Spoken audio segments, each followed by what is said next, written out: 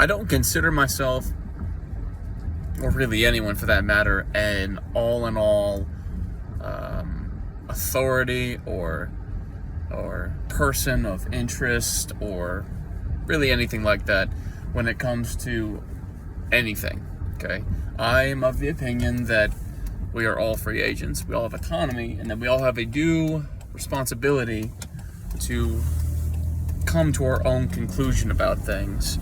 Now, you can come to your own conclusions based off of what you've heard from others, but you yourself must be the one who is accountable and responsible for your decision to believe something or to not believe something. That's what I think is true. That being said, I've got some opinions about what a biblical marriage actually is in practice and in realism, and the ways that we destroy and we harm and we hurt that marriage today as members of the body of Christ. Number one, if you're a man or a woman, this is both applicable to you.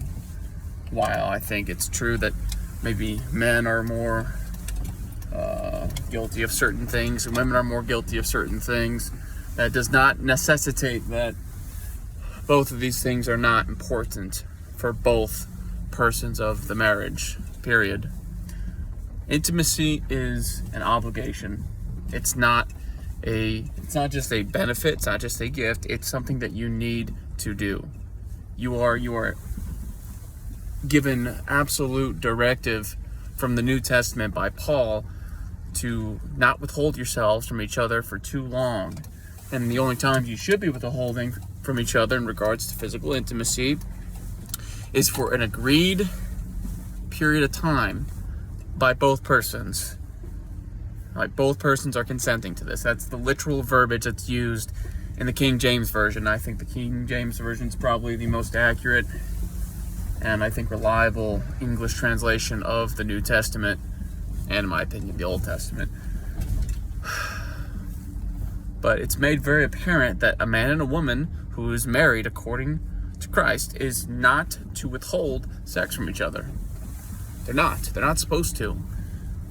Now, unfortunately, I think there are a humongous variety of ways in which man and woman are able to withhold sex, intimacy, emotional support from one another today, and there's just always a new way for them to do it. One which way that no one discusses is your physical health. The truth is that if you go out of your way to be obese, to be overweight, to be unsightly, to be unhygienic, you are purposefully making yourself unattractive to your significant other.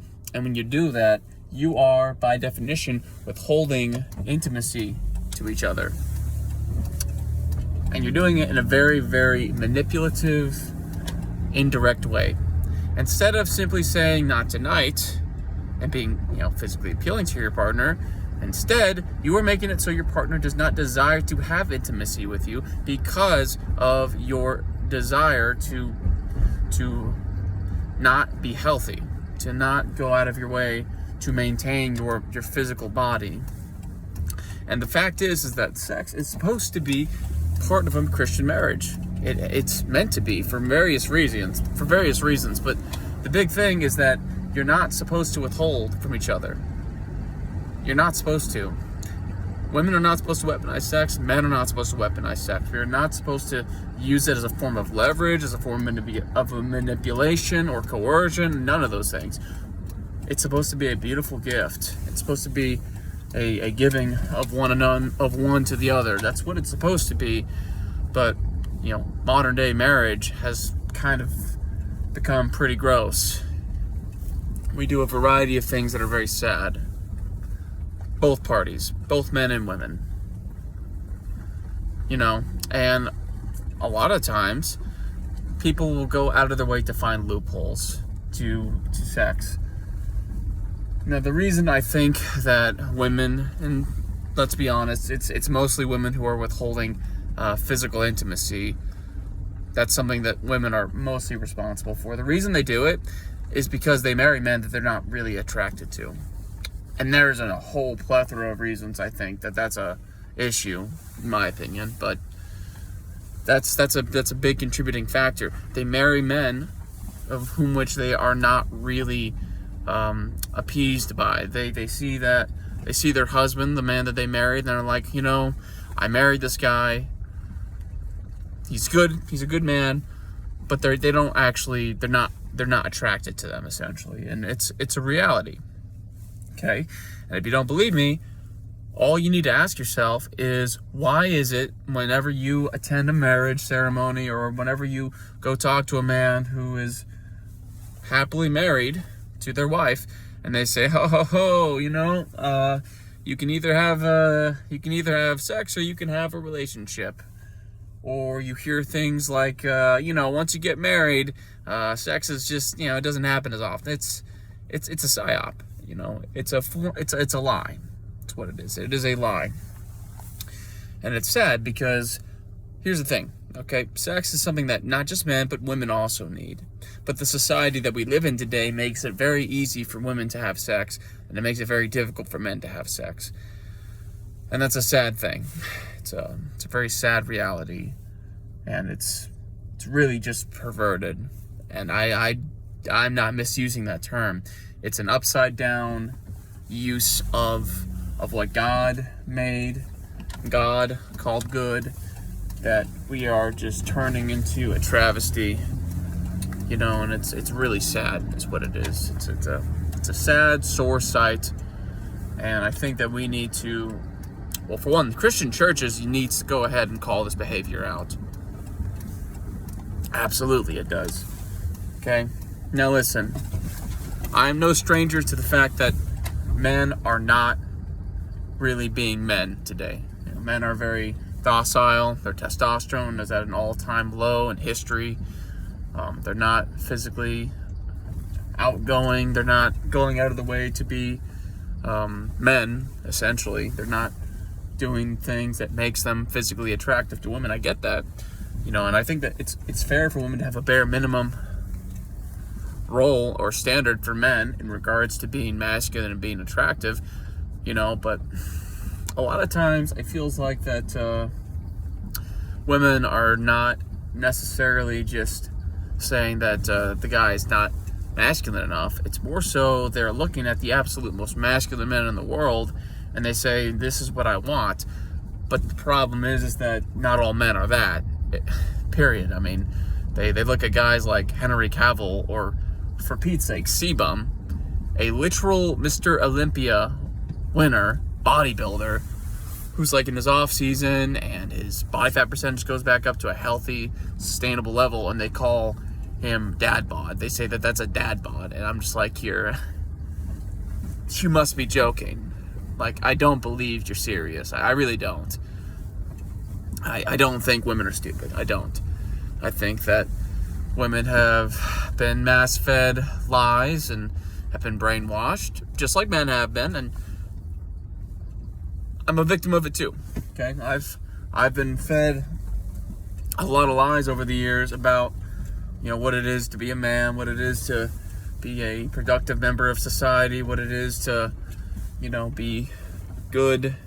I've believed a lot of the lies, and I think that it's one big conspiracy, and that there are people out there who are trying to get men and women to hate each other, to despise each other, and by and large, they're very successful at it. They've done a very good job of making us, quote unquote, hate and despise each other, especially Western men and women.